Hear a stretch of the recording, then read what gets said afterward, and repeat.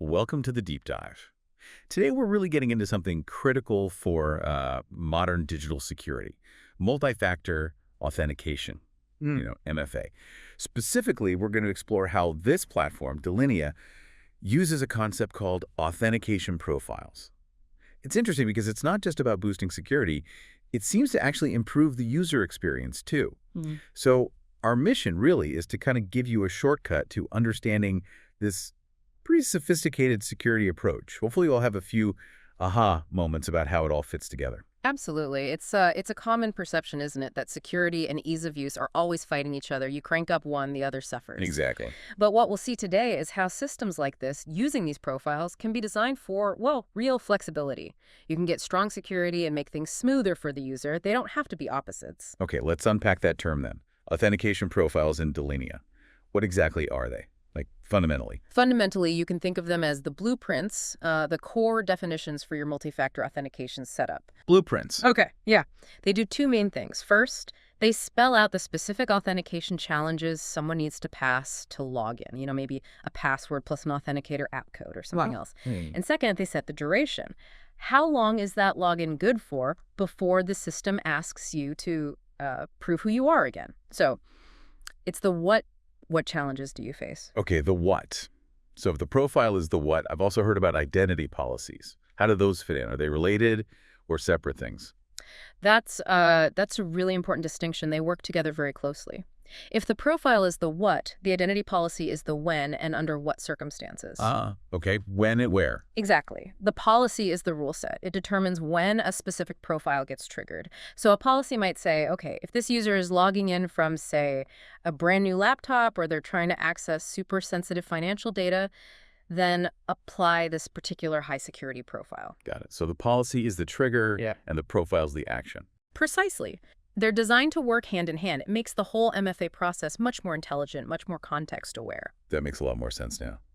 So, okay, why are these profiles, combined with the policies, why are they so central to a platform like Deinea? What's the real value proposition here? Well, there are really 5 key benefits, and they kind of build on each other to create this robust and adaptive security framework. Okay, let's hear them. So first up is standardized security framework. Instead of having MFA settings scattered all over the place, maybe configured differently by different people, profiles provide one central place. Like a single source of truth for MFA rules. Exactly. You define and manage all your authentication requirements there. And that standardization, well, it massively cuts down the risk of misconfigurations, leaving accidental security holes open. Consistency is key. Yeah, I can see how consistency prevents gaps. But does standardization mean it's rigid? What if different parts of an organization have really different security needs? That's a great question. And it leads straight into the second benefit, which honestly is probably the most powerful one. Tailored security for diverse use cases. So it's not one size fits all then? Not at all. This is where the flexibility really comes in. Authentication profiles let administrators customize the challenges based on the specific situation. You match the security level to the actual risk of that specific action. Okay, can you give an example? Sure.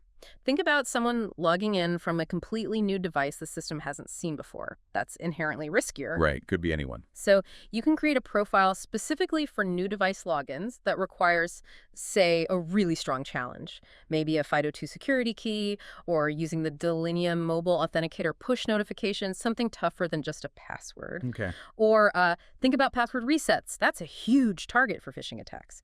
So you can have a specific profile for password resets that forces extra verification steps, directly fighting off those social engineering attempts. And then there's step-up authentication. Maybe you're already logged in, but you try to access something really sensitive, like HR records or critical infrastructure controls. Right, need an extra check. Exactly. A profile can kick in right then and demand an additional authentication factor just for that high-risk action. So security isn't this blunt hammer, it's like surgical. It adapts. That adaptability is really impressive. But, the classic problem, more security steps often mean more hassle for the user. Yeah. People hate being interrupted constantly. How does the system address that friction? It absolutely has to address it, and that brings us to benefit number 3, improved user experience. Balancing strong security with usability is It's non-negotiable these days. Totally. Authentication profiles help here by letting admins define pass-through durations. Pass-through durations. Yeah, basically time windows. Yeah. How long does your MFA approval last before you get prompted again? So for maybe routine logins to systems that aren't super sensitive, the profile could set a longer duration, maybe 8 hours, maybe 12 hours. Ah, so you're not constantly having to pull out your phone or token every 5 minutes. Exactly. It dramatically reduces those interruptions, makes the whole experience smoother, less annoying for you during your workday. Fewer prompts mean happier users, right? Definitely a happier user, and probably more productive too. That's a big deal. It really is. And this smoother experience is boosted by the fourth benefit: compatibility with identity policies. Like we talked about before, these profiles don't exist in isolation. Right. They need the policies to tell them when to activate. Precisely. They integrate seamlessly. The policies are like the brains of the operation, looking at the context. Who are you? What's your role? Where are you logging in from? Is it a trusted device? How sensitive is the data you're trying to reach? So the policy looks at all that. And based on that context, it picks the right profile to apply. This makes sure MFA isn't just this broad, clumsy thing that's always on or always off. It gets applied intelligently, contextually. It really makes MFA smart. So it's nuanced. It adapts based on risk and context, and somehow manages to be less annoying. Okay, so bringing all these points together, the standardization, the tailored security, the user focus, the policy integration, what's the bottom line? The ultimate result? Well, the ultimate outcome, the fifth key benefit, is a significantly enhanced security posture. All those elements work together to build a much stronger defense against the kinds of attacks we see constantly: account takeovers, phishing, credential stuffing, you name it. Right. By enforcing MFA, and crucially by tailoring how it's enforced based on the situation, Deinea just makes it much, much harder for attackers to get unauthorized access, even if they somehow manage to steal a password, which, let's face it, still happens. Yeah, passwords alone are just not enough anymore. Definitely not. So these profiles provide that essential extra layer, but in a smart, adaptive way. It's defense in depth, but also defense with intelligence. That paints a really clear picture of the why. It's a very comprehensive approach. So, shifting gears a bit, how does an administrator actually, do this? How do they create and implement these profiles on the Deinea platform? What's the practical side? Right, the practical application. It basically boils down to 3 main steps, conceptually, for an administrator. Okay, step 1. Step 1 is creating the custom profiles themselves. Admins go into the platform and design these profiles to fit their organization's specific security policies and risk tolerance. So they build their own blueprints. Exactly. They'll give it a clear profile name so everyone knows what it's for, maybe a description explaining the use case, like high-risk access or new device enrollment. And then the core part, they select the actual authentication challenges. The specific hoops people jump through. Precisely. And interestingly, they usually define options for both a challenge 1 and a challenge 2. Oh, 2 challenges. Why 2? Is it like you have to do both, or is it a backup? Good question. It adds flexibility. Sometimes it might be sequential. Maybe challenge 1 is your standard authenticator app. But if the risk is higher, the policy might trigger challenge 2 as well, which could be something stronger, like a FIDO2 key. I see. Or challenge 2 could serve as a fallback. Maybe your primary method is a mobile push, but if your phone's offline, you could use challenge 2, perhaps an OTP code from a hardware token, as an alternative. Gives users options. Okay, that makes sense. Lots of adaptability there. So what kind of authentication methods can they actually choose from for these challenges? What's supported? And that brings us nicely to step 2. Understanding the supported authentication mechanisms. Deinea's platform supports a pretty wide range, which is good because different organizations have different needs and preferences. Like what? What are the options? Well, you've got the basics like, password combined with something else or using it with single sign-on, SSO. Then there are OTP clients. Those are the authenticator apps like Google Authenticator or Microsoft Authenticator. Are the common ones. Yep. There's the Deinea mobile authenticator itself, which can do push notifications. You've got phone calls where the system calls your registered number.